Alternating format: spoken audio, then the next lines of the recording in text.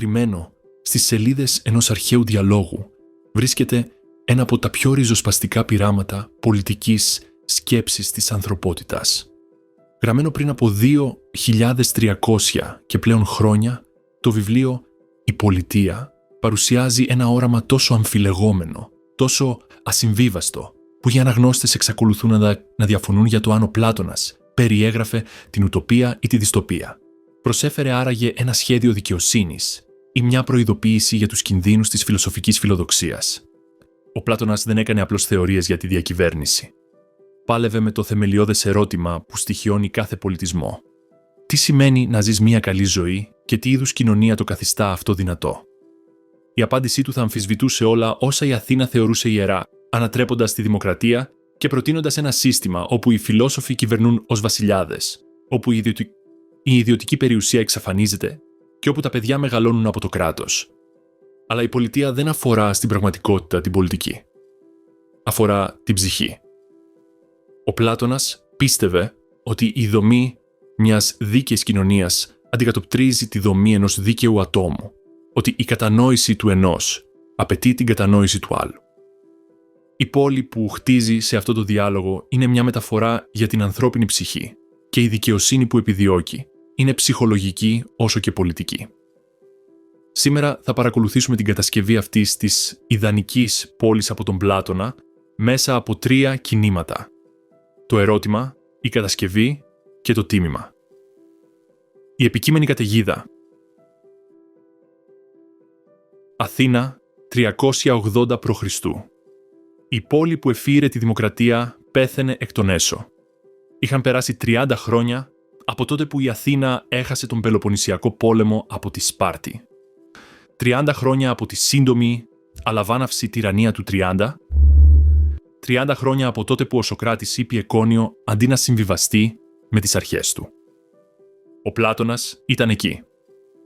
Παρακολουθούσε τον αγαπημένο του δάσκαλο να εκτελείται από τη δημοκρατία την οποία είχε αμφισβητήσει σε όλη του τη ζωή. Οι κατηγορίες ήταν διαφθορά της νεότητας και ασέβεια, αλλά το πραγματικό έγκλημα ήταν η υποβολή άβολων ερωτήσεων, αναγκάζοντας τους πολίτες να εξετάσουν πεποιθήσεις που προτιμούσαν να μην εξεταστούν. Η εκτέλεση στοίχιωνε τον Πλάτωνα. Πώς μπόρεσε ένα σύστημα που ισχυριζόταν ότι ενσάρκωνε τη δικαιοσύνη να δολοφονήσει τον πιο δίκαιο άνθρωπο στην Αθήνα? Πώς μπόρεσε η σοφία του πλήθους να παράγει τέτοια καταστροφική βλακεία? Η δημοκρατία είχε υποσχεθεί διακυβέρνηση από τον λαό. Αυτό που παρήχε ήταν διακυβέρνηση από δημαγωγούς που χειραγωγούσαν τα λαϊκά πάθη για προσωπικό όφελος. Η Αθήνα ήταν άρρωστη και ο Πλάτωνας πίστευε ότι ήξερε το γιατί. Η πόλη είχε χάσει τον δρόμο της επειδή είχε εγκαταλείψει την επιδίωξη της αλήθειας υπέρ της γνώμης, είχε απορρίψει τη γνώση υπέρ της πειθούς, είχε εκτιμήσει την επιτυχία έναντι της αρετής. Η κοινωνία που ο Περικλής είχε επενέσει ως παιδεία για την Ελλάδα είχε γίνει μια προειδοποιητική ιστορία για το τι συμβαίνει όταν η δύναμη και η σοφία διαχωρίζονται. Ο Πλάτωνας αποσύρθηκε από τη δημόσια ζωή. Ίδρυσε την Ακαδημία, μια σχολή όπου σοβαροί άνθρωποι μπορούσαν να σπουδάσουν φιλοσοφία, μαθηματικά και διαλεκτική χωρίς το χάος της αθηναϊκής πολιτικής. Αλλά ποτέ δεν σταμάτησε να σκέφτεται τη δικαιοσύνη. Πώς θα έμοιαζε μια πραγματικά καλή κοινωνία αν οι άνθρωποι ήταν ικανοί να τη δημιουργήσουν. Η πολιτεία αναδύθηκε από αυτούς τους στοχασμούς. Ο διάλογος δεν λαμβάνει χώρα στην Αθήνα, αλλά στον Πειραιά, την πόλη λιμάνι όπου οι ξένοι και οι έμποροι συναναστρέφονταν με τους πολίτες, όπου οι παραδοσιακές αξίες συγκρούονταν με τις κοσμοπολίτικες αντιλήψεις. Το σκηνικό έχει σημασία. Ο Πλάτωνας βγαίνει σκόπιμα έξω από τα όρια της συμβατικής αθηναϊκής σκέψης. Η συζήτηση ξεκινά στο σπίτι του Κέφαλου, ενός πλούσιου εμπόρου. Ο Σωκράτης έχει έρθει στον Πειραιά για να παρακολουθήσει μια θρησκευτική γιορτή και ο γέρος Κέφαλος τον προσκαλεί για συζήτηση. Συζητούνε για τη γύρανση, για τον πλούτο, για το αν τα χρήματα κάνουν τη ζωή ευκολότερη ή απλώς ενισχύουν τον χαρακτήρα που ήδη έχει κάποιος. Στη συνέχεια ο Κέφαλος αναφέρει τη δικαιοσύνη σχεδόν αδιάφορα. Υποστηρίζει ότι το να έχει κανείς χρήματα βοηθάει κάποιον να είναι δίκαιος. Επειδή ο πλούτος απομακρύνει τον πειρασμό να εξαπατήσει ή να κλέψει. Δικαιοσύνη, κατά την άποψή του, είναι απλώς να λες την αλήθεια και να πληρώνεις τα χρέη σου. Ο Σωκράτης ορμάει. Είναι η δικαιοσύνη όντως τόσο απλή? Τι γίνεται αν κάποιος δανειστεί όπλα από έναν φίλο και αυτός ο φίλος τρελαθεί? Είναι απλώς για να επιστρέψει τα όπλα και να τον αφήσει. Να βλάψει τον εαυτό του ή τους άλλους. Δεν θα απαιτούσε η δικαιοσύνη να τα κρατήσει. Ο Κέφαλος γελάει, νιώθοντας άβολα με την πορεία της κατάστασης και ζητά συγγνώμη για να ασχοληθεί με τα θρησκευτικά του καθήκοντα. Ο γιος του, Πολέμαρχος, συνεχίζει το επιχείρημα, υποστηρίζοντας ότι η δικαιοσύνη σημαίνει να βοηθάς φίλους και να βλάπτεις εχθρούς. Αυτή ήταν η τυπική ελληνική ηθική, ο κώδικας με τον οποίο ζούσαν οι πολεμιστές. Αλλά ο Σωκράτης καταρρίπτει αυτόν τον ορισμό μέσω της υπομονετικής αμφισβήτησης. Πώς αναγνωρίζουμε ποιοι είναι πραγματικά οι φίλοι μας? Δεν μπερδεύουμε μερικές φορές τους εχθρούς με φίλους. Και αν η δικαιοσύνη σημαίνει να βλάπτουμε κάποιον, δεν τον κάνει αυτό χειρότερο. Μπορεί ποτέ το να κάνει στους ανθρώπους χειρότερους να είναι έργο αρετής. Ο Πολέμαρχος παραδέχεται την ήττα του και στο κενό μπαίνει ο Θρασίμαχος, ένας σοφιστής του οποίου το όνομα σημαίνει σκληρός μαχητής. Ακούει με αυξανόμενη ενόχληση τη μέθοδο του Σωκράτη, να καταστρέφει κάθε ορισμό χωρίς να προσφέρει έναν δικό του. Τώρα ξεσπάει στη συζήτηση με όλη τη δύναμη του ρεαλιστικού κινησμού. Η πρόκληση. Ο Θρασίμαχος δεν ρωτάει τι είναι δικαιοσύνη. Σου λέει, η δικαιοσύνη δεν είναι τίποτα άλλο παρά το πλεονέκτημα του ισχυρότερου. Σε κάθε πόλη, όσοι βρίσκονται στην εξουσία, θεσπίζουν νόμους που ωφελούν τους ίδιους και τους αποκαλούν δικαιοσύνη. Η δημοκρατία θεσπίζει δημοκρατικούς νόμους. Η τυραννία φτιάχνει τυραννικούς νόμους. Η ολιγαρχία φτιάχνει ολιγαρχικούς νόμους. Οι κυβερνώντες ορίζουν τη δικαιοσύνη ως οτιδήποτε τους κρατά στην εξουσία και οι κυβερνόμενοι υπακούουν επειδή είναι πολύ αδύναμοι για να κάνουν διαφορετικά. Αυτό δεν είναι φιλοσοφία, είναι παρατήρηση. Κοιτάξτε πώς λειτουργεί στην πραγματικότητα ο κόσμος, υποστηρίζει ο Θρασίμαχος. Ο δίκαιος άνθρωπος είναι πάντα σε χειρότερη θέση από τον άδικο. Όταν κάνουν δουλειές μαζί, ο άδικος κερδίζει ενώ ο δίκαιος χάνει. Όταν πληρώνουν φόρους, ο δίκαιος πληρώνει περισσότερα. Όταν κατέχουν αξιώματα, ο δίκαιος παραμελεί τις ιδιωτικές υποθέσεις και δεν αποκομίζει κανένα όφελος από τη δημόσια υπηρεσία, ενώ ο άδικος χρησιμοποιεί το αξίωμα για να πλουτίσει. Ο απόλυτα άδικος άνθρωπος δεν είναι κάποιος μικροεγκληματίας. Είναι ο τύραννος που καταλαμβάνει μια ολόκληρη πόλη, κλέβει όλη την περιουσία, σκοτώνει ή υποδουλώνει τους αντιπάλους και αποκαλείται μεγάλος και ευλογημένος παρά εγκληματίας. Οι άνθρωποι δεν καταδικάζουν την αδικία επειδή είναι λάθος. Την καταδικάζουν επειδή φοβούνται να την υποστούν, όχι επειδή είναι ανίκανοι να την κάνουν. Αν του δινόταν η επιλογή, κάθε λογικός άνθρωπος θα προτιμούσε να διαπράξει αδικία παρά να την υποστεί. Η δικαιοσύνη είναι αυτό που επενούν οι αδύναμοι άνθρωποι, επειδή δεν μπορούν να επιτύχουν αδικία σε μεγάλη κλίμακα. Είναι ένας συμβιβασμός, μια κοινωνική μυθοπλασία που εμποδίζει τους ισχυρούς να πάρουν ό,τι θέλουν. Το επιχείρημα χτυπάει σαν σφυρί.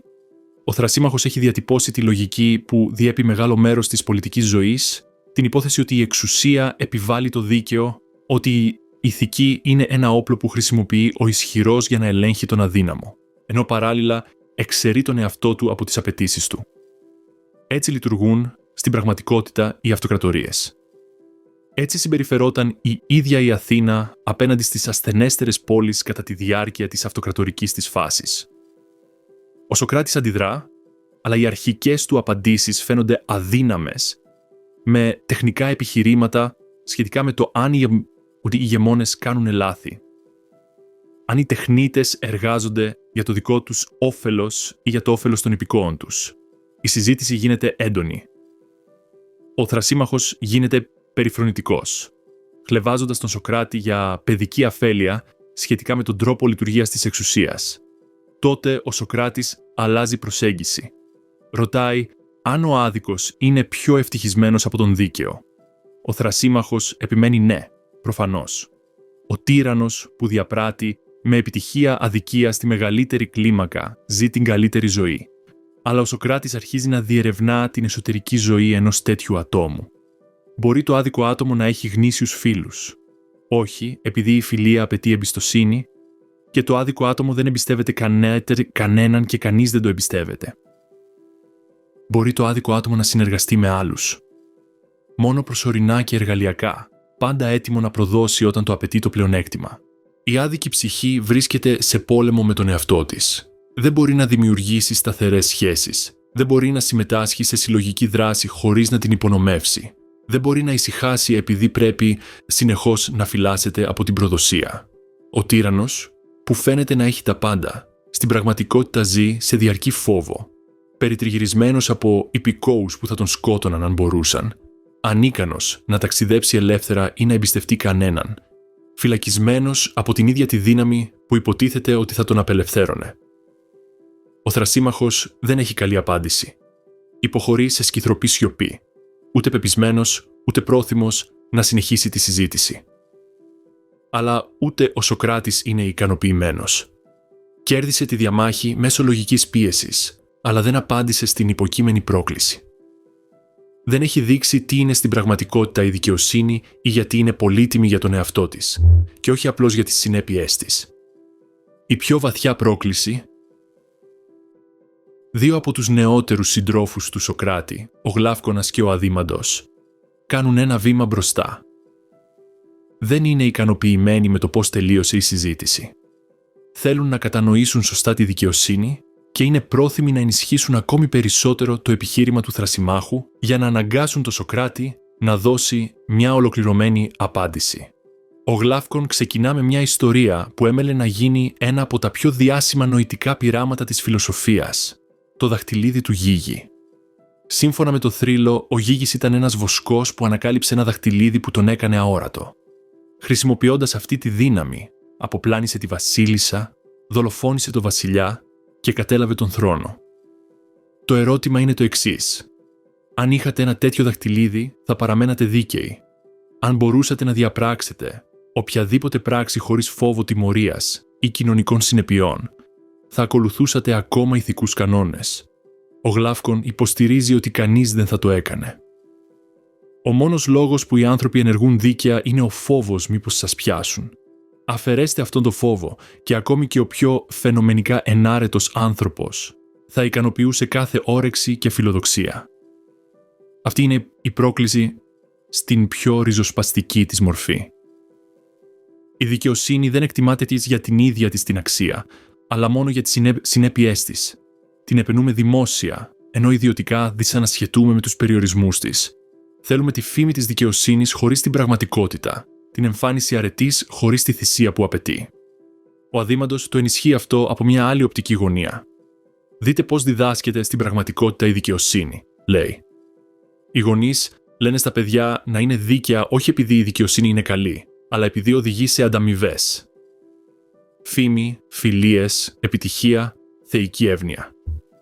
Κανείς δεν επενεί την ίδια τη δικαιοσύνη, μόνο ό,τι αυτή φέρνει. Και δείτε πώς ζουν στην πραγματικότητα οι άνθρωποι. Οι επιτυχημένοι τη γλιτώνουν ατιμόρυτοι με την αδικία συνεχώς. Κλέβουν, εκμεταλλεύονται και πεθαίνουν πλούσιοι και τιμημένοι. Ο δίκαιος άνθρωπος που αρνείται τέτοιες μεθόδους συχνά καταλήγει φτωχός και περιφρονημένος. Αν υπάρχουν θεοί και νοιάζονται για τη δικαιοσύνη, η δικαιοσύνη τους δεν είναι ορατή σε αυτόν τον κόσμο. Οι θρησκευτικές παραδόσεις το κάνουν χειρότερο. Διδάσκουν ότι οι θεοί μπορούν να χειραγωγηθούν μέσω θυσιών και προσευχών, ότι μπορείς να αδικήσεις και μετά να αγοράσεις συγχώρεση. Γιατί να είσαι απλός σε όλη σου τη ζωή όταν μπορείς να είσαι άδικος, να ευημερείς και μετά να αγοράζεις θεϊκή συγχώρεση στο τέλος. Τα αδέρφια δεν υπερασπίζονται την αδικία. Αποκαλύπτουν πόσο κούφια είναι στην πραγματικότητα η συμβατική ηθική. Θέλουν ο Σωκράτης να δείξει ότι η δικαιοσύνη είναι πολύτιμη από μόνη της. Αξίζει να την επιλέγουμε, ακόμα και αν δεν φέρνει εξωτερικές ανταμοιβές. Αξίζει να τη διατηρούμε, ακόμα και αν οδηγεί σε φτώχεια και βάσανα. Αυτό είναι το πραγματικό ερώτημα που βασίζει τη δημοκρατία. Είναι η αρετή η ίδια η ανταμοιβή της, ή μήπως η ηθική είναι απλώς μια χρήσιμη μυθοπλασία που διδάσκει η κοινωνία για να κρατάει τις κατώτερες τάξεις σε τάξη, ενώ οι ισχυροί κάνουν ό,τι θέλουν. Η μέθοδος. Ο Σωκράτης δέχεται την πρόκληση, αλλά παραδέχεται ότι είναι δύσκολο. η δικαιοσύνη σε μια ατομική ψυχή είναι δύσκολο να διακριθεί, σαν να προσπαθείς να διαβάσεις μικρά γράμματα από απόσταση. Αλλά ίσως αν κοίταζαν τη δικαιοσύνη γραμμένη με μεγάλα γράμματα, σε μια πόλη το μοτίβο να γινόταν σαφές, τότε θα μπορούσαν να κοιτάξουν πίσω στην ατομική ψυχή και να δουν αν εμφανίζεται το ίδιο μοτίβο. Και αυτή είναι τη μέθοδος του Πλάτωνα σε όλη την πολιτεία. Θα κατασκευάσει η Ρεσία μια ιδανική πόλη με το λόγο, χτίζοντας την κομμάτι-κομμάτι, παρατηρώντας τι την κάνει να λειτουργεί ή να δυσλειτουργεί. Η πόλη γίνεται ένα εργαστήριο για την εξέταση της δικαιοσύνης. Ένα νοητικό πείραμα σχετικά με το τι θα απαιτούσε μια πραγματικά καλή κοινωνία. Υπάρχει όμως ένας βαθύτερος σκοπός. Ο Πλάτωνας πιστεύει ότι η πόλη και η ψυχή είναι δομημένες με τον ίδιο τρόπο. Ότι η κατανόηση της μίας φωτίζει την άλλη. Μια δίκαιη πόλη θα έχει την ίδια εσωτερική οργάνωση με ένα δίκαιο άτομο. Μια άδικη πόλη θα αντανακλά την αταξία μιας άδικης ψυχής. Το πείραμα ξεκινά με ένα απλό ερώτημα. Από πού προέρχονται οι πόλεις? Γιατί οι άνθρωποι σχηματίζουν κοινωνίες? Ο Σωκράτης απαντά. Αναγκαιότητα. Κανένα άτομο δεν είναι αυτάρκες. Χρειαζόμαστε τροφή, στέγη, ρούχα και αμέτρητα άλλα πράγματα που δεν μπορούμε να παράγουμε μόνοι μας. Κάποιοι άνθρωποι είναι φυσικά καλύτεροι στη γεωργία, άλλοι στις κατασκευές, άλλοι στην υφαντική. Αν ο καθένας ειδικεύεται σε αυτό που κάνει καλύτερα και ανταλλάσσει με άλλους, όλοι ωφελούνται. Έτσι, η πρώτη πόλη προκύπτει από την αμοιβαία ανάγκη και τον καταμερισμό της εργασίας. Είναι μικρή, απλή και υγιής. Οι άνθρωποι εργάζονται με μέτρο. Τρώνε απλό φαγητό, πίνουν κρασί με μέτρο, φορούν γυρλάντες, τραγουδούν ύμνους στους θεούς και δεν κάνουν περισσότερα παιδιά από όσα μπορούν να συντηρήσουν οι πόροι τους.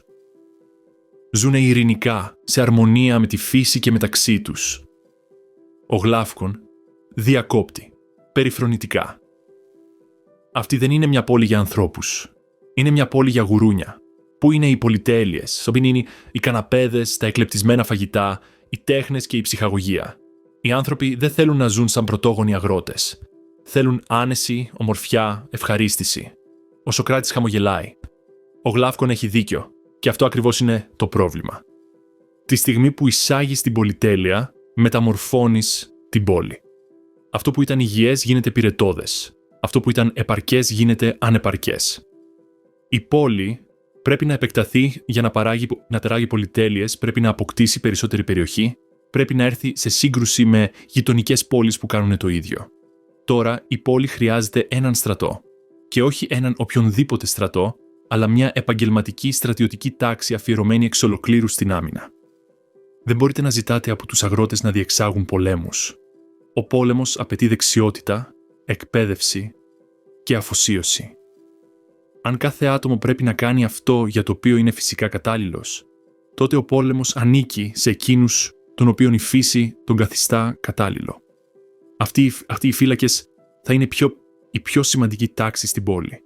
Πρέπει να είναι αρκετά ζωηροί για να πολεμούν με θάρρος, αλλά και αρκετά ήπιοι ώστε να μην στρέψουν την επιθετικότητά τους στους δικούς τους πολίτες. Πρέπει να είναι άγριοι απέναντι στους εχθρούς και ευγενικοί απέναντι στους φίλους, σαν καλοαναθρεμμένα σκυλιά που είναι πιστά στην οικογένεια, αλλά επιθετικά απέναντι στους ξένους.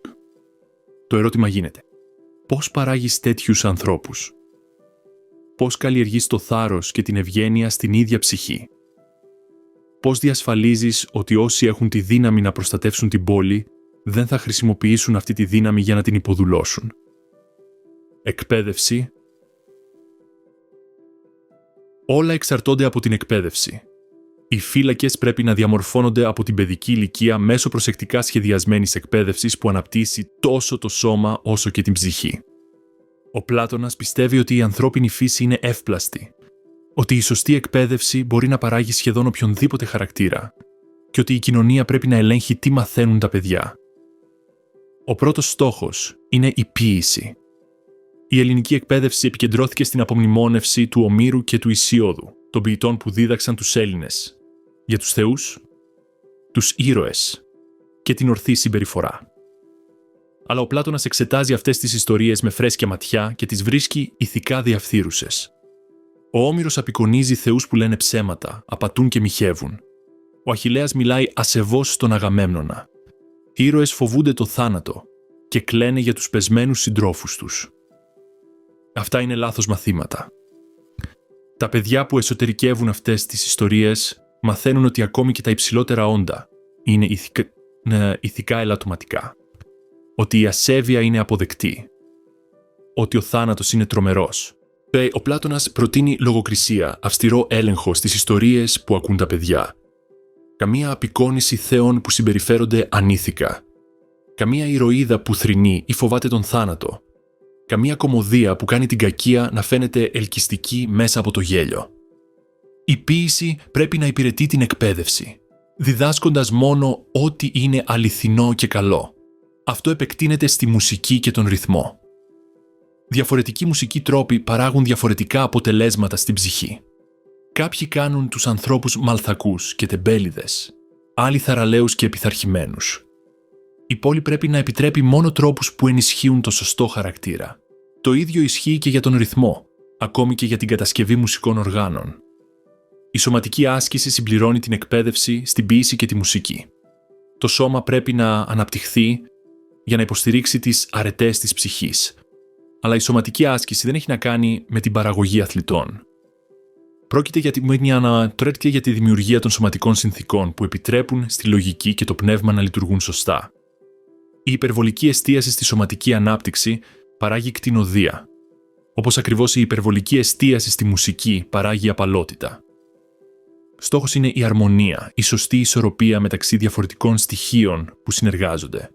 Αυτή είναι η αντίληψη του Πλάτωνα για την υγεία, όχι η απουσία ασθένειας, αλλά η σωστή σχέση μεταξύ των μερών, καθένα από τα οποία συμβάλλει στη λειτουργία του όλου. Από αυτή την μορφωμένη τάξη φυλάκων, η πόλη πρέπει να επιλέξει ηγεμόνες. Δεν είναι όλοι κατάλληλοι να κυβερνήσουν.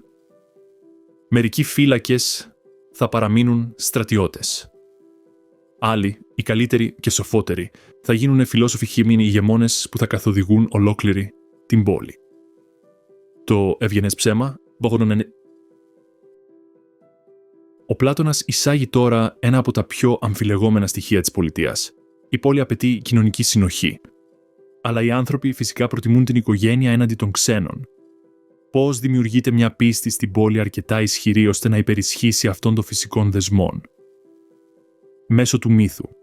Ο Πλάτωνας προτείνει αυτό που αποκαλεί ευγενές ψέμα. Μια θεμελιώδη ιστορία στην οποία όλοι οι πολίτες θα διδαχθούν να πιστεύουν. Ο μύθος έχει δύο μέρη. Καταρχάς, όλοι οι πολίτες γεννήθηκαν από την ίδια τη γη. Είναι κυριολεκτικά αδέρφια, παιδιά της ίδιας γης, γεγονός που καθιστά τον δεσμό τους βαθύτερο από ένα απλό κοινωνικό συμβόλαιο.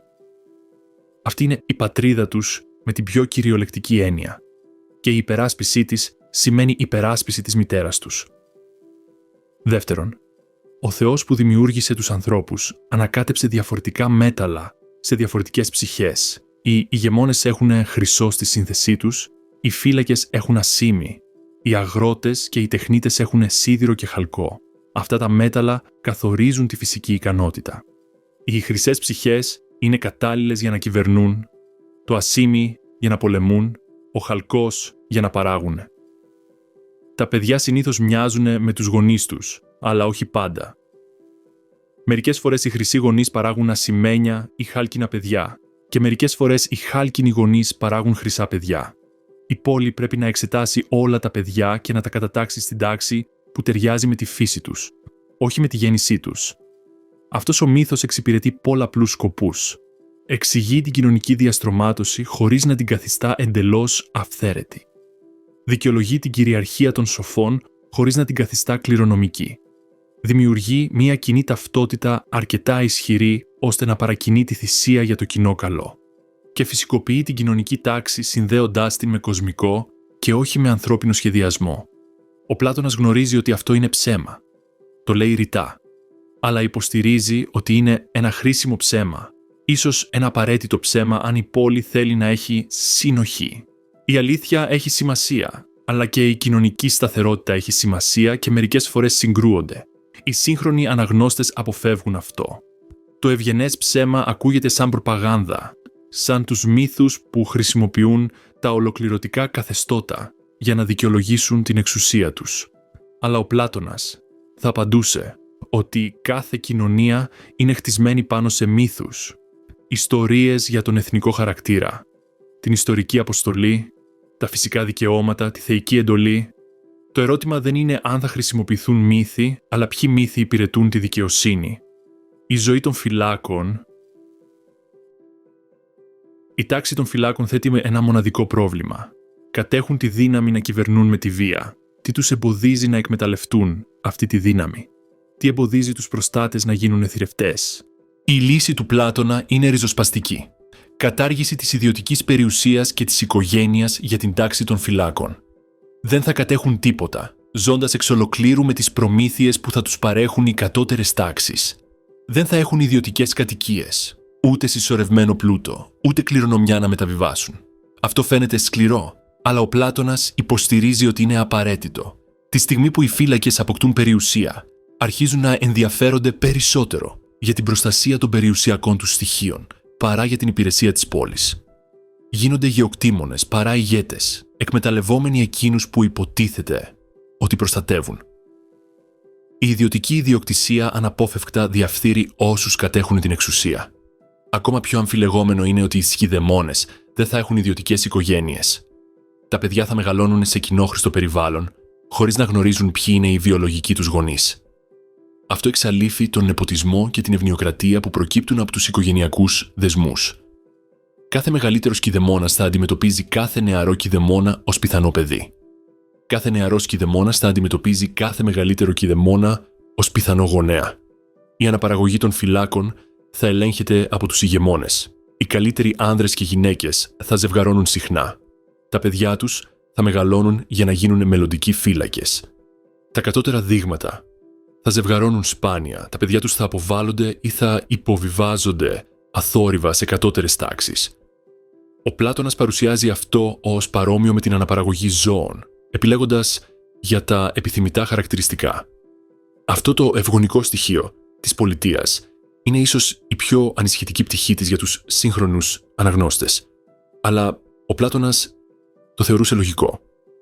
Αν η αριστεία μπορεί να καλλιεργηθεί μέσω της εκπαίδευσης, γιατί όχι και μέσω της επιλεκτικής αναπαραγωγής, αν η ευημερία της πόλης εξαρτάται από την ύπαρξη ενάρετων ηγεμόνων, γιατί να αφήσουμε την ποιότητά τους στην τύχη?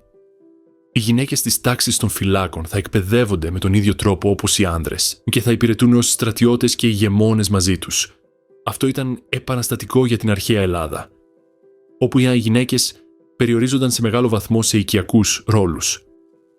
Ο Πλάτωνας υποστηρίζει ότι το φυσικό ταλέντο, όχι το φύλο, θα έπρεπε να καθορίζει τη λειτουργία. Ορισμένες γυναίκες είναι εκ φύσεως κατάλληλες για φιλοσοφία και πόλεμο, όπως ακριβώς ορισμένοι άνδρες είναι εκ φύσεως κατάλληλοι για υφαντική και γεωργία.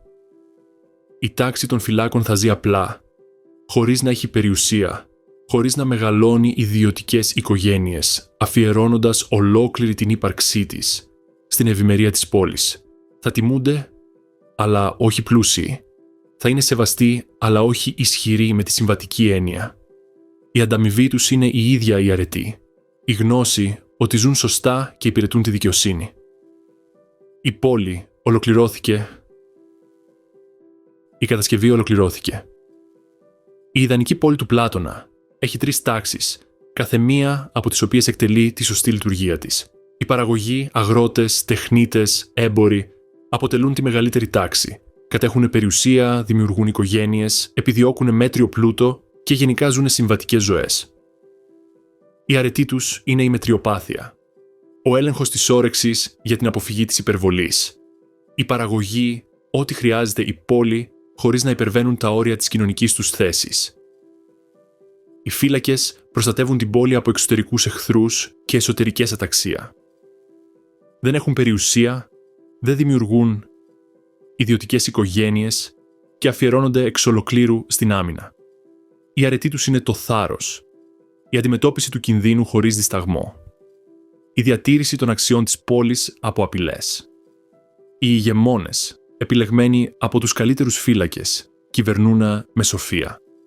Κατανοούν την ίδια τη δικαιοσύνη όχι μόνο τα φαινόμενά της, και οργανώνουν την κοινωνία σύμφωνα με ορθολογικές αρχές. Η αρετή τους είναι η σοφία, η γνώση του τι είναι πραγματικά καλό για τα άτομα και τις πόλεις. Μια δίκαιη πόλη είναι αυτή όπου κάθε τάξη εκτελεί την ορθή λειτουργία της χωρίς να παρεμβαίνει στις λειτουργίες άλλων τάξεων. Οι παραγωγοί παράγουν χωρίς να προσπαθούν να κυβερνήσουν. Οι φύλακες προστατεύουν χωρίς να προσπαθούν να πλουτίσουν. Οι ηγεμόνες καθοδηγούν με σοφία και όχι με βία ή χειραγώγηση. Αυτή είναι η αρμονία που επιδιώκει ο Πλάτωνας. Διαφορετικά στοιχεία, το καθένα εξαιρετικό με τον δικό του τρόπο, που συνεργάζονται για να δημιουργήσουν κάτι που κανείς δεν θα μπορούσε να πετύχει μόνος του.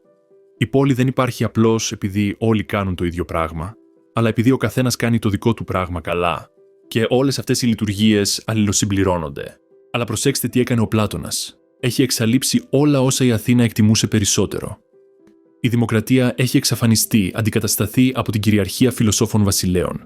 Η ιδιωτική ιδιοκτησία καταργείται για την άρχουσα τάξη. Οι παραδοσιακές οικογενειακές δομές διαλύονται. Η τέχνη και η ποίηση λογοκρίνονται. Η ατομική ελευθερία υποτάσσεται στη συλλογική αρμονία. Αυτή δεν είναι Αθήνα. Αυτή δεν είναι Ελλάδα. Είναι κάτι εντελώς νέο. Μια πόλη οργανωμένη σύμφωνα με φιλοσοφικές αρχές και όχι με ιστορική παράδοση, σχεδιασμένη με βάση τη λογική και όχι με βάση την οργανική εξέλιξη στο πέρασμα των γενεών. Η επιστροφή στην ψυχή. Τώρα ο Πλάτωνας εκτελεί την αριστουργηματική του κίνηση. Έχει κατασκευάσει αυτή την περίτεχνη πόλη ως μέσο κατανόησης της δικαιοσύνης. Αλλά η πόλη είναι απλώς ένας μεγεθυντικός φακός. Το πραγματικό υποκείμενο είναι η ατομική ψυχή. Όπως η πόλη έχει 3 μέρη, έτσι και η ψυχή έχει 3 μέρη. Όπως η πόλη είναι δίκαιη όταν κάθε μέρος κάνει τη δουλειά του, έτσι και η ψυχή είναι δίκαιη όταν κάθε μέρος κάνει τη δουλειά του. Το κατώτερο μέρος είναι η όρεξη, οι επιθυμίες για φαγητό, ποτό, σεξ, άνεση, ευχαρίστηση. Αυτό αντιστοιχεί στην τάξη των παραγωγών. Η όρεξη θέλει κατανάλωση, συσσόρευση, ικανοποίηση των σωματικών αναγκών. Είναι απαραίτητο αλλά πρέπει να ελέγχεται. Το μεσαίο μέρος είναι το πνεύμα. Η ικανότητα για αγανάκτηση, ντροπή, υπερηφάνεια, θυμό. Αυτό αντιστοιχεί στην τάξη των φυλάκων. Το πνεύμα επιθυμεί τιμή, σεβασμό, νίκη επί των προκλήσεων. Επιβάλλει τις αποφάσεις της λογικής και μάχεται ενάντια σε ό,τι απειλεί την ψυχή. Το υψηλότερο μέρος είναι η λογική, η ικανότητα για κατανόηση, υπολογισμό και σοφία. Αυτό αντιστοιχεί στην άρχουσα τάξη. Η λογική κατανοεί τι είναι πραγματικά καλό και καθορίζει πώς πρέπει να ενεργήσει η ψυχή για να το επιτύχει. Μια δίκαιη ψυχή είναι αυτή όπου η λογική κυβερνά, το πνεύμα επιβάλλει και η όρεξη υπακούει. Κάθε μέρος κάνει τη δουλειά του. Η λογική κυβερνά μέσω της γνώσης. Το πνεύμα υποστηρίζει τη λογική με δύναμη. Η όρεξη δέχεται τον περιορισμό αντί να απαιτεί άμεση ικανοποίηση. Μία άδικη ψυχή είναι αυτή στην οποία αυτά τα μέρη είναι διαταραγμένα. Ίσως η όρεξη κυριαρχεί, κάνοντας τη λογική υπηρέτη της στην εξέβρεση τρόπων για την ικανοποίηση κάθε επιθυμίας. Ή το πνεύμα κυριαρχεί, κάνοντας το άτομο να επιδιώκει την τιμή με κάθε κόστος, συμπεριλαμβανομένης της εγκατάλειψης της αλήθειας. Ή η λογική είναι αδύναμη, ανίκανη να ελέγξει τα άλλα μέρη, και το άτομο διχάζεται από εσωτερική σύγκρουση. Αυτή είναι η απάντηση του Πλάτωνα στο αρχικό ερώτημα. Η δικαιοσύνη δεν αφορά τις εξωτερικές πράξεις, αλλά την εσωτερική δομή. Ο δίκαιος άνθρωπος δεν είναι κάποιος που δεν παίρνει ποτέ αυτό που ανήκει στους άλλους. Ο δίκαιος άνθρωπος είναι κάποιος του οποίου η ψυχή είναι σωστά τακτοποιημένη, όπου η λογική κυβερνά και τα άλλα μέρη συνεργάζονται. Ένα τέτοιο άτομο θα ενεργήσει φυσικά δίκαια με τη συμβατική έννοια, επειδή η λογική καταλαβαίνει ότι η άδικη δράση βλάπτει την ψυχή. Ο τύραννος που φαίνεται να έχει τα πάντα στην πραγματικότητα δεν έχει τίποτα, επειδή η ψυχή του είναι υποδουλωμένη στην όρεξη, σπαρασσόμενη από αντικρουόμενες επιθυμίες, ανίκανη για ειρήνη. Ο δίκαιος άνθρωπος, ακόμα κι αν είναι φτωχός και περιφρονημένος, κατέχει κάτι απείρως πολύτιμο. Μια ψυχή σε αρμονία με τον εαυτό της, όπου όλα τα μέρη συνεργάζονται για το γνήσιο καλό, αντί να μάχονται μεταξύ τους ή να επιδιώκουν ψεύτικα αγαθά. Ο φιλόσοφος βασιλιάς. Η πόλη χτίστηκε, αλλά ένα πρόβλημα παραμένει. Ποιοι είναι αυτοί οι ηγεμόνες που διαθέτουν επαρκή σοφία για να κυβερνήσουν? Τι τους καθιστά κατάλληλους? Και πώς τους παράγει μια κοινωνία? Η απάντηση του Πλάτωνα είναι σοκαριστική. Οι φιλόσοφοι πρέπει να γίνουν βασιλιάδες ή οι βασιλιάδες πρέπει να γίνουν φιλόσοφοι. Μέχρι να συμβεί αυτό, οι πόλεις δεν θα γνωρίζουν ανάπαυση από το κακό, ούτε και η ανθρώπινη φυλή. Αυτός ο ισχυρισμός φαινόταν παράλογος στους συγχρόνους του Πλάτωνα και φαίνεται παράλογος και τώρα. Οι φιλόσοφοι είναι μη πρακτικοί ονειροπόλοι, απορροφημένοι σε αφηρημένα ερωτήματα, αποκομμένοι από την πραγματικότητα. Πώς θα μπορούσαν άραγε να κυβερνήσουν? Αλλά ο Πλάτωνας εννοεί κάτι συγκεκριμένο με τον όρο φιλόσοφος. Όχι κάποιον που αγαπά τη σοφία γενικά, αλλά κάποιον που αγαπά την ίδια την αλήθεια, που επιθυμεί τη γνώση όπως άλλοι επιθυμούν τον πλούτο ή την ειδονή, που προτιμά να κατανοεί την πραγματικότητα παρά να κυριαρχεί πάνω στα φαινόμενα. Ο φιλόσοφος πρέπει να κάνει ένα ταξίδι που να ορίζει ολόκληρο το μεσαίο τμήμα της πολιτείας. Ο Πλάτωνας απεικονίζει αυτό το ταξίδι μέσα από την πιο διάσημη εικόνα του. Πάρνα την αλληγορία του σπηλαίου. Φανταστείτε κρατούμενους αλυσοδεμένους σε μια σπηλιά από την παιδική τους ηλικία, αντικρίζοντας έναν τοίχο ανίκανους να γυρίσουν το κεφάλι τους. Πίσω τους καίει μια φωτιά και ανάμεσα στη φωτιά και τους κρατούμενους, άνθρωποι κουβαλούν αντικείμενα που ρίχνουν σκιές στον τοίχο. Οι κρατούμενοι βλέπουν μόνο σκιές και πιστεύουν ότι αυτές είναι η μόνη πραγματικότητα. Ένας κρατούμενος απελευθερώνεται και αναγκάζεται να σταθεί όρθιος. Η κίνηση είναι επώδυνη. Κοιτάζοντας τη φωτιά, τα μάτια του πονάνε. Του έχουν πει ότι οι σκιές ήταν απλές εμφανίσεις, ότι πραγματικά αντικείμενα βρίσκονται πίσω του, αλλά δεν το πιστεύει. Οι σκιές φαίνονται πιο αληθινές από αυτά τα επώδυνα σχήματα. Έπειτα, τον σύρουν έξω από τη σπηλιά στο φως του ήλιου. Ο πόνος είναι χειρότερος. Δεν μπορεί να δει τίποτα. Σιγά σιγά τα μάτια του προσαρμόζονται. Πρώτα βλέπει σκιές πραγμάτων, μετά αντανακλάσεις στο νερό και μετά τα ίδια τα πράγματα. Τελικά μπορεί να κοιτάξει τον ήλιο, την πηγή όλου του φωτός και της ζωής, αυτό που κάνει δυνατή την όραση. Αυτή είναι η εκπαίδευση, λέει ο Πλάτωνας. Όχι η τοποθέτηση γνώσης σε άδειες ψυχές, αλλά η στροφή των ψυχών προς την πραγματικότητα, η βοήθειά τους να ανέβουν από τις σκιές στην αλήθεια. Οι περισσότεροι άνθρωποι ζουν στη σπηλιά, παίρνοντας τα φαινόμενα για πραγματικότητα, χωρίς ποτέ να αμφισβητούν αυτό που βλέπουν. Ο φιλόσοφος κάνει την άνοδο. Μέσω των μαθηματικών και της διαλεκτικής, μέσα από χρόνια εκπαίδευσης και πειθαρχίας, ο φιλόσοφος μαθαίνει να βλέπει πέρα από τα φαινόμενα, σε υποκείμενες μορφές, αιώνια μοτίβα που κάνουν τον κόσμο κατανοητό. Ο φιλόσοφος φτάνει στο σημείο να κατανοήσει τη μορφή του αγαθού, την απόλυτη αρχή που δίνει νόημα και αξία σε όλα τα άλλα. Αλλά να το πρόβλημα, μόλις ο φιλόσοφος δει τον ήλιο, γιατί να επιστρέψει στη σπηλιά? Ο κόσμος από πάνω είναι όμορφος, αληθινός, αιώνιος. Η σπηλιά είναι σκοτεινή, ψεύτικη, εφήμερη. Η επιστροφή σημαίνει εγκατάλειψη της αλήθειας για την ψευδαίσθηση, ανταλλαγή της γνώσης με τη γνώμη. Ωστόσο, πρέπει να επιστρέψει. Επειδή ο φιλόσοφος καταλαβαίνει κάτι που οι άλλοι δεν καταλαβαίνουν, η γνήσια γνώση δημιουργεί υποχρέωση. Ο φιλόσοφος που έχει δει το καλό καταλαβαίνει ότι αυτό πρέπει να ενσαρκωθεί στον κόσμο, ότι η γνώση χωρίς εφαρμογή είναι ατελής. Ο φιλόσοφος γίνεται ηγεμόνας όχι από την επιθυμία για δύναμη, αλλά από το καθήκον προς την αλήθεια, η παρακμή. Ο Πλάτωνας έχει δείξει πώς μοιάζει μια δίκαιη πόλη. Τώρα καταδεικνύει τι συμβαίνει όταν οι πόλεις αποκλίνουν από αυτό το πρότυπο. Περιγράφει 5 τύπους διακυβέρνησης, ο καθένας προοδευτικά χειρότερος από τον προηγούμενο, ο καθένας από τους οποίους αντιστοιχεί σε έναν τύπο ατομικής ψυχής. Η πρώτη παρακμή είναι από την αριστοκρατία, κυβέρνηση από τους καλύτερους. Στην δημοκρατία, κυβέρνηση από τους λάτρεις της τιμής. Αυτό συμβαίνει όταν η τάξη των φυλάκων δίνει προτεραιότητα στην στρατιωτική τιμή έναντι της σοφίας. Η πόλη επικεντρώνεται στον πόλεμο και την κατάκτηση. Η περιουσία επιστρέφει στην τάξη των φυλάκων. Η εκπαίδευση παραμελείται. Η δημοκρατική ψυχή αγαπά την νίκη και την τιμή περισσότερο από την αλήθεια. Η δημοκρατία παρακμάζει σε ολιγαρχία, διακυβέρνηση από τους πλούσιους. Όταν όσοι έχουν περιουσία καταλαμβάνουν την εξουσία και καθιστούν τον πλούτο το προσόν για την διακυβέρνηση. Η πόλη διαιρείται μεταξύ πλουσίων και φτωχών, με κάθε παράταξη εχθρική προς την άλλη. Οι φτωχοί απελπίζονται. Οι πλούσιοι γίνονται παρανοϊκοί. Η ολιγαρχική ψυχή κυριαρχείται από την όρεξη για χρήματα, αν και η λογική και το πνεύμα βοηθούν στην απόκτησή τους. Η ολιγαρχία καταρρέει και γίνεται δημοκρατία όταν οι φτωχοί επαναστατούν και ανατρέπουν τους πλούσιους. Η δημοκρατία φαίνεται αρχικά ελκυστική. Ο καθένας είναι ελεύθερος να ζει όπως επιθυμεί, επιδιώκοντας οποιουσδήποτε στόχους επιθυμεί.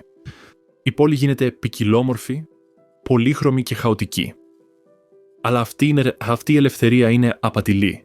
Η δημοκρατική ψυχή στερείται οποιασδήποτε οργανωτικής αρχής. Κάθε όρεξη απαιτεί ίση ικανοποίηση. Το άτομο γίνεται σκλάβος κάθε περαστικής επιθυμίας, ζώντας τυχαία, καθοδηγούμενο από οποιαδήποτε παρόρμηση προκύπτει. Το χάος της δημοκρατίας τελικά παράγει τυραννία. Ο λαός, απεγνωσμένος για τάξη, ενδυναμώνει έναν δημαγωγό που υπόσχεται να λύσει τα προβλήματά του. Ο δημαγωγός εξαλείφει τους αντιπάλους, περιβάλλεται από πιστούς και μεταμορφώνεται από προστάτη σε αρπακτικό. Η ψυχή του τυράννου είναι εντελώς υποδουλωμένη στην όρεξη και συγκεκριμένα στην ίδια την όρεξη για εξουσία. Κάθε παρακμή ακολουθεί το ίδιο μοτίβο. Ένα μέρος της ψυχής που θα έπρεπε να υπακούει παίρνει τον έλεγχο. Η πόλη διαταράσσεται. Η ζωή χειροτερεύει για όλους. Και η ατομική ψυχή γίνεται προοδευτικά λιγότερο ελεύθερη, πιο υποδουλωμένη σε παράλογες δυνάμεις. Η περιγραφή της πολιτικής παρακμής από τον Πλάτωνα είναι ανατριχιαστικά ακριβής. Έτσι πεθαίνουν στην πραγματικότητα οι δημοκρατίες. Ένας δημαγωγός αναδύεται υποσχόμενος απλές λύσεις σε σύνθετα προβλήματα, θεωρώντας τις μειονότητες από διοπομπαίους τράγους, επιτιθέμενος σε θεσμούς και συγκεντρώνοντας εξουσία. Ο λαός ανταλλάσσει την ελευθερία με την ασφάλεια και δεν παίρνει τίποτα από τα δύο. Ο τύραννος είναι το πιο άθλιο άτομο που μπορεί κανείς να φανταστεί. Φαίνεται ισχυρός, αλλά στην πραγματικότητα είναι υποδουλωμένος, ελεγχόμενος από ορέξεις που δεν μπορούν ποτέ να ικανοποιηθούν, περιτριγυρισμένος από εχθρούς, χωρίς να εμπιστεύεται κανέναν, παγιδευμένος από την ίδια του τη σκληρότητα. Αυτή είναι η απόλυτη απάντηση του Πλάτωνα στο Θρασίμαχο. Η άδικη ζωή δεν είναι ευτυχισμένη, είναι κόλαση. Οι τελικές ερωτήσεις. Προς το τέλος του διαλόγου, ο Πλάτωνας κάνει μια εκπληκτική στροφή. Είχε ισχυριστεί ότι εξέταζε τη δικαιοσύνη ως αυτοτελή, ανεξάρτητη από τις ανταμοιβές. Αλλά τώρα τελικά λαμβάνει υπόψη τις ανταμοιβές. Αν η δικαιοσύνη είναι πραγματικά πολύτιμη, θα πρέπει να είναι πολύτιμη σε κάθε σφαίρα, σε αυτή τη ζωή, μετά θάνατον, στα μάτια των θεών και των ανθρώπων. Ο Πλάτωνας υποστηρίζει ότι οι δίκαιοι άνθρωποι ευνοούνται από τους θεούς και ότι η δικαιοσύνη οδηγεί στην ευτυχία ακόμη και σε εξωτερικές συνθήκες, αν και αυτό μπορεί να μην είναι άμεσα ορατό. Στη συνέχεια, αφηγείται τον μύθο του Ήρ, ενός στρατιώτη που πέθανε στη μάχη, επισκέφτηκε τη μετά θάνατον ζωή και επέστρεψε για να περιγράψει τι είδε. Οι ψυχές κρίθηκαν μετά θάνατον. Οι δίκαιοι ανήλθαν για να ανταμοιφθούν, οι άδικοι κατέβηκαν για να τιμωρηθούν. Μετά από 1000 χρόνια, όλες οι ψυχές επέλεξαν νέες ζωές και μετενσαρκώθηκαν. Το συναρπαστικό κομμάτι είναι αυτό που επέλεξαν οι ψυχές. Όσοι είχαν ανταμοιφθεί, αλλά δεν είχαν φιλοσοφική κατανόηση, συχνά επέλεγαν τυραννικές ζωές, παρασυρμένοι από τη φαινομενική δύναμη. Όσοι είχαν υποφέρει αλλά είχαν αποκτήσει σοφία, επέλεγαν μετριοπαθείς, δίκαιες ζωές. Η εμπειρία δεν διδάσκει αυτόματα. Η κατανόηση απαιτεί φιλοσοφική σκέψη. Ο μύθος εξυπηρετεί πολλαπλούς σκοπούς. Υπονοεί ότι η δικαιοσύνη ανταμείβεται κοσμικά, ακόμη και αν όχι άμεσα. Εξηγεί γιατί οι καλοί άνθρωποι υποφέρουν και οι κακοί ευημερούν σε αυτή τη ζωή. Το πιο σημαντικό, τονίζει ότι ο χαρακτήρας είναι το πεπρωμένο. Αυτό που γινόμαστε εξαρτάται από αυτό που επιλέγουμε και αυτό που επιλέγουμε εξαρτάται από αυτό που καταλαβαίνουμε. Αλλά πιστεύει όντως ο Πλάτωνας στην κυριολεκτική μετενσάρκωση? Ίσως όχι. Ο μύθος μπορεί να είναι ένα ακόμη ευγενές ψέμα, μια ιστορία που αποτυπώνει την αλήθεια μεταφορικά και όχι κυριολεκτικά. Αυτό που έχει σημασία είναι η αρχή. Ο τρόπος που ζούμε τώρα καθορίζει τι γινόμαστε και αυτό που γινόμαστε εκτείνεται πέρα από αυτή τη μοναδική ζωή μέσω της επιρροής μας στους άλλους και στον κόσμο. Οι αιώνιες μορφές. Σε όλο το διάλογο, ο Πλάτωνας εργάζεται με μια θεωρία υποβάθρου που τελικά απαιτεί εξήγηση. Αναφέρεται επανειλημμένα στις ιδέες. Τη μορφή της δικαιοσύνης, τη μορφή της ομορφιάς, τη μορφή του αγαθού. Ποιες είναι αυτές? Οι μορφές είναι αιώνια, τέλεια, αμετάβλητα μοτίβα που τα φυσικά πράγματα μιμούνται ατελώς. Υπάρχουν πολλά όμορφα πράγματα, αλλά είναι όμορφα επειδή συμμετέχουν στην ίδια τη μορφή της ομορφιάς. Υπάρχουν πολλές δίκαιες πράξεις, αλλά είναι απλώς επειδή συμμετέχουν στη μορφή της δικαιοσύνης. Τα φυσικά πράγματα αλλάζουν, φθύρονται και πεθαίνουν. Οι μορφές είναι αιώνιες. Τα φυσικά πράγματα γίνονται αντιληπτά μέσω των αισθήσεων. Οι μορφές γίνονται κατανοητές μέσω της λογικής. Τα φυσικά πράγματα είναι πολλά. Κάθε μορφή είναι μία. Γι' αυτό η φιλοσοφία είναι ανώτερη από την ποίηση ή την πολιτική. Η φιλοσοφία μελετά την ίδια την πραγματικότητα, ενώ άλλες μελετούν τα φαινόμενα. Η εκπαίδευση του φιλοσόφου είναι η εκπαίδευση για να βλέπει τις ιδέες. Τα μαθηματικά διδάσκουν την ψυχή να σκέφτεται αφηρημένα αντικείμενα, τέλειους κύκλους και τρίγωνα που υπάρχουν μόνο ως έννοιες. Η διαλεκτική, η ύψιστη μελέτη διδάσκει πώς να κατανοεί κανείς τις ίδιες τις ιδέες, ιδιαίτερα τη ιδέα του αγαθού, η οποία φωτίζει όλες τις άλλες ιδέες με τον τρόπο που ο ήλιος φωτίζει τα ορατά αντικείμενα. Αυτή η θεωρία αποτελεί τη βάση όλων των όσων αναφέρονται στη τιμολογία, στην πολιτεία. Η ιδανική πόλη Κομενέης υπάρχει αρχικά ως μορφή, ένα τέλειο πρότυπο που αστρίξιν είναι οι πραγματικές πόλεις προσεγγίζουν με μεγαλύτερη ή μικρότερη επιτυχία. Η ίδια η δικαιοσύνη είναι μια μορφή. Γι' αυτό και ο Πλάτωνας μπορεί να κρίνει στα σκή τις πραγματικές καταστάσεις ως περισσότερο ή λιγότερο δίκαιες. Ο φιλόσοφος βασιλιάς κυβερνά κατανοώντας τις μορφές, βλέποντας τα αιώνια πρότυπα που οι άλλοι παραβλέπουν. Επικριτές έχουν επιτεθεί σε αυτή τη θεωρία εδώ και χιλιετίες. Πού υπάρχουν οι ιδέες? Πώς συμμετέχουν τα φυσικά πράγματα σε αυτές? Πώς έχει ο νους πρόσβαση στις ιδέες αν δεν είναι φυσικές? Ο μαθητής του Πλάτωνα, ο Αριστοτέλης, αφιέρωσε χρόνια αποσυναρμολογώντας τη θεωρία των ιδεών. Αλλά ίσως η κυριολεκτική αλήθεια της θεωρίας να έχει μικρότερη σημασία από τη λειτουργία της. Ο Πλάτωνας χρειαζόταν έναν τρόπο να βασίσει τις αξίες στην πραγματικότητα και όχι στις συμβάσεις, να εξηγήσει πώς η γνώση διαφέρει από την άποψη, να δικαιολογήσει τον ισχυρισμό ότι ορισμένες ζωές είναι αντικειμενικά καλύτερες από άλλες. Οι μορφές παρέχουν αυτή τη βάση, ακόμη και αν η μεταφυσική τους υπόσταση παραμένει μυστηριώδης. Η βαθύτερη αλήθεια. Προς το τέλος, ο Σωκράτης κάνει μια εκπληκτική παραδοχή.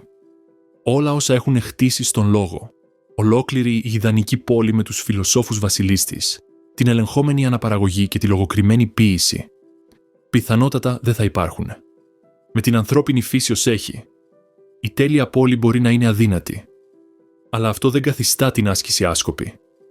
Η ιδανική πόλη υπάρχει ως πρότυπο στον παράδεισο, ένα μοντέλο που ο καθένας μπορεί να μελετήσει και να χρησιμοποιήσει για να οργανώσει την ψυχή του. Δεν χρειάζεται μια πραγματική πόλη για να ζήσετε δίκαια. Αρκεί να κατανοήσετε τι είναι τι είναι η δικαιοσύνη και να δομήσετε την εσωτερική σας ζωή ανάλογα. Αυτή είναι η απόλυτη κίνηση του Πλάτωνα. Η πολιτεία δεν είναι στην πραγματικότητα μια πολιτική πραγματεία. Είναι ένα εγχειρίδιο για την ψυχή. Η πόλη είναι μια μεταφορά για την ψυχολογική ολοκλήρωση, για τη δημιουργία εσωτερικής αρμονίας μεταξύ λογικής, πνεύματος και όρεξης.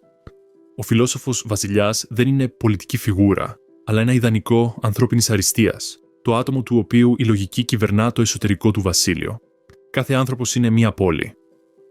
Οι περισσότερες πόλεις κυβερνώνται άσχημα, σπαρασσόμενες από εμφύλιο πόλεμο μεταξύ διαφορετικών παρατάξεων, με την όρεξη ή το πνεύμα ή κάποιον συνδυασμό να κυβερνά, ενώ η λογική μαραζώνει στη φυλακή.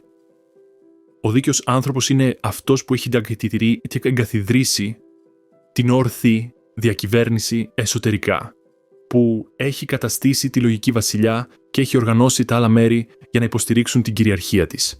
Αυτή η ανάγνωση μετατρέπει την πολιτεία από ένα αυταρχικό σχέδιο σε κάτι πιο λεπτό και ανθρώπινο. Ο Πλάτωνας δεν μας λέει πώς να οργανώσουμε την κοινωνία. Μας δείχνει πώς να οργανωθούμε οι ίδιοι. Η πολιτική θεωρία είναι ένας καθρέφτης που κοιτάζει την ψυχή. Η κληρονομιά.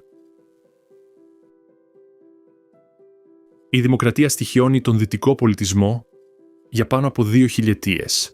Έχει διαβαστεί ως ουτοπική φαντασίωση, ως δυστοπική προειδοποίηση, ως σοβαρή πολιτική πρόταση, ως περίτεχνη αλληγορία. Διαφορετικές εποχές βρίσκουν διαφορετικά νοήματα στις σελίδες της.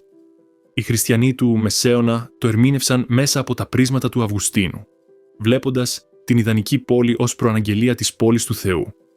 Οι ουμανιστές της αναγέννησης το είδαν ως μοντέλο φιλοσοφικής έρευνας.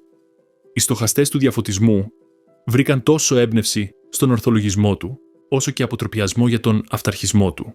Οι μαρξιστές το είδαν ως αποκάλυψη της ταξικής σύγκρουσης. Οι φασίστες ισχυρίστηκαν ότι δικαιολογούσε τον ολοκληρωτισμό. Οι φεμινίστριες βρήκαν προβληματικές τόσο την συμπερίληψη γυναικών και δαιμόνων, όσο και τη γενική ακαμψία του. Η αλήθεια είναι πιθανώς πιο περίπλοκη από ό,τι επιτρέπει οποιαδήποτε μεμονωμένη ανάγνωση. Ο Πλάτωνας επεξεργαζόταν θεμελιώδεις εντάσεις που δεν έχουν απλή επίλυση. Πώς εξισορροπείται την ατομική ελευθερία και την κοινωνική τάξη. Πώς διασφαλίζεται ότι η εξουσία υπηρετεί τη δικαιοσύνη και όχι το ιδιωτελές συμφέρον. Πώς καλλιεργείται την αρετή στους πολίτες που δεν την κατέχουν φυσικά. Πώς εμποδίζεται τις δημοκρατικές πλειοψηφίες να καταπιέζουν τις μειονότητες ή να λαμβάνουν καταστροφικά ανόητες αποφάσεις. Αυτά τα ερωτήματα παραμένουν επίγοντα. Δεν έχουμε ακόμη καλές απαντήσεις. Η αντιπροσωπευτική δημοκρατία είναι καλύτερη από την τυραννία, αλλά παράγει τις δικές της παθολογίες.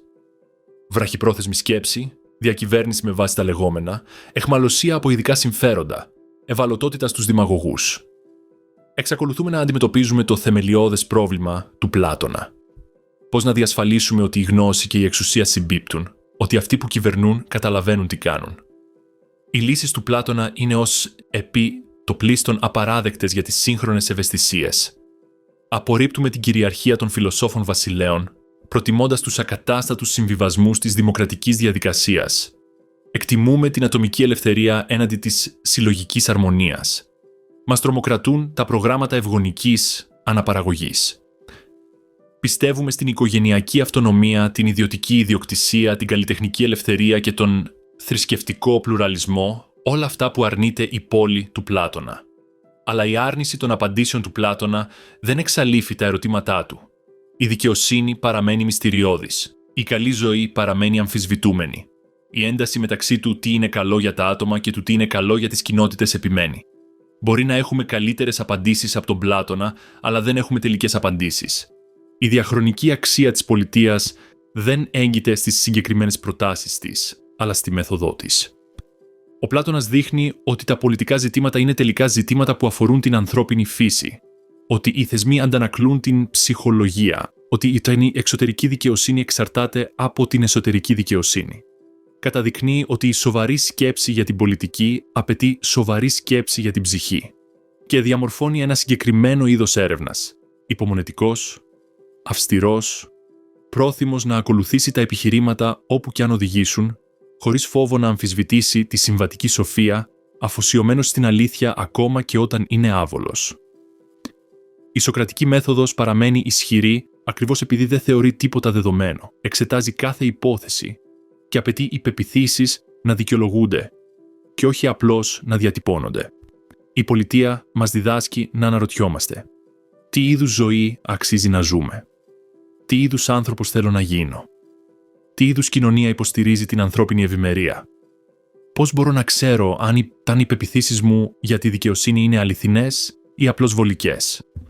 Αυτά τα ερωτήματα έχουν την ίδια σημασία τώρα όσο και στην αρχαία Αθήνα. Η ιδανική πόλη του Πλάτωνα δεν θα υπάρξει ποτέ. Αλλά το όραμά του για μια ζωή αφιερωμένη στην κατανόηση. Για μια ψυχή οργανωμένη από τη σοφία. Για τη δικαιοσύνη ως εσωτερική αρμονία και όχι ως εξωτερική συμμόρφωση. Όλα αυτά παραμένουν συναρπαστικά. Μπορεί να απορρίπτουμε την πολιτική του, αλλά μπορούμε ακόμα να αποδεχτούμε την ηθική του. Το τελικό δίδαγμα είναι το εξής. Η αλήθεια είναι δύσκολη, η δικαιοσύνη είναι περίπλοκη και η καλή ζωή απαιτεί διαβίου προσπάθεια για να κατανοηθεί, και να επιτευχθεί. Δεν υπάρχουν συντομεύσεις, ούτε απλές φόρμουλες, ούτε εγγυημένες μέθοδοι. Αλλά η εναλλακτική λύση στη σοβαρή έρευνα δεν είναι η ελευθερία. Είναι δουλεία σε όποιες απόψεις τυχαίνει να είναι της μόδας, όποιες επιθυμίες τυχαίνει να είναι οι ισχυρότερες, όποια δημαγωγία τυχαίνει να είναι η πιο πιστική. Ο Πλάτωνας έγραψε την πολιτεία για να δείξει πώς μοιάζει η δικαιοσύνη όταν λαμβάνεται σοβαρά υπόψη, επιδιώκεται αυστηρά, ενσωματώνεται πλήρως. Δεν είμαστε υποχρεωμένοι να αποδεχτούμε τις απαντήσεις του. Αλλά είμαστε υποχρεωμένοι, αν μας ενδιαφέρει να ζούμε καλά, να θέτουμε τα ερωτήματά του. Και αυτό απαιτεί το ίδιο πράγμα που απαιτούσε πριν από 2.300 χρόνια. Το θάρρος να εξετάζουμε τη ζωή μας, την πειθαρχία να ακολουθούμε τα επιχειρήματα μέχρι τα συμπεράσματά τους και τη σοφία να διακρίνουμε τι πραγματικά έχει σημασία από αυτό που απλώς φαίνεται ελκυστικό. Η σπηλιά μας περιβάλλει ακόμα. Οι σκιές εξακολουθούν να χορεύουν στους τοίχους. Οι περισσότεροι άνθρωποι εξακολουθούν να τις θεωρούν πραγματικότητα. Αλλά η έξοδος παραμένει ανοιχτή και ο ήλιος εξακολουθεί να λάμπει. Το ταξίδι προς τα πάνω είναι ακόμα δυνατό. Και για όσους είναι αρκετά γενναίοι για να το κάνουν, η αλήθεια ακόμα περιμένει.